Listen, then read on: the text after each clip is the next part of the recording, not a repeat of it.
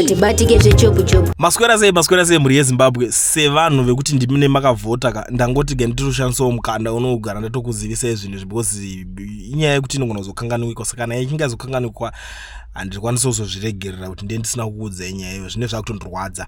The arrested council has warned that it will confiscate loudspeakers and other sound equipment from churches that continue to broadcast overnight prayer sessions into residential neighborhoods without reducing noise level. Mayor Jacob Bafume said the local authority is preparing to engage church leaders following a surge in complaints from residents disturbed by amplified night-long services.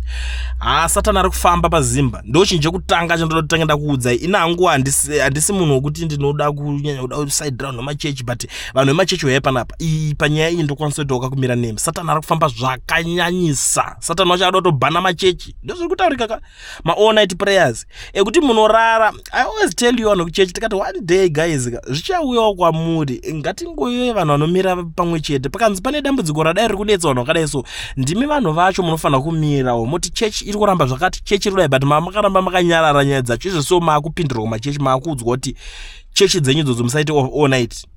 Simple just like that. Saka mucharo all night prayer kuombera nemaoko gaya nemabatsirira instrument ndo zvinhu zvoendeka pachiro hot madrums kode saka yo sound yemadrums munoidzora sei chimbondudzo oranze avadi vanozokwidza volume saka unoda kuti ushandisa microphone yongova microphone inenge yato pasi pevoice rakwe ndo nyaya dzine zichiitika because ndakanzwa pachinzi ngapaiswe masoundproof foot kana iri Sunday mune makaisa masoundproof manheru muchirova all night prayer enyu mamenhu makadzikisa volume ndo message dzikutaurika guys.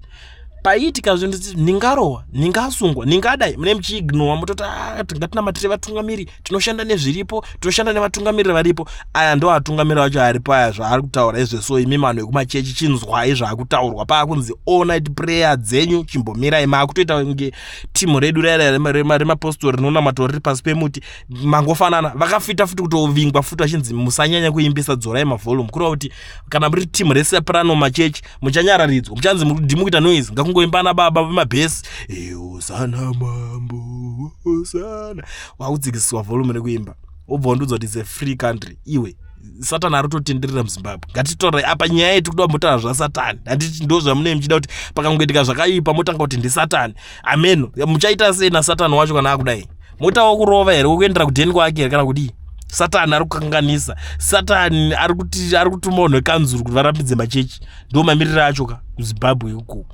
It's up to you.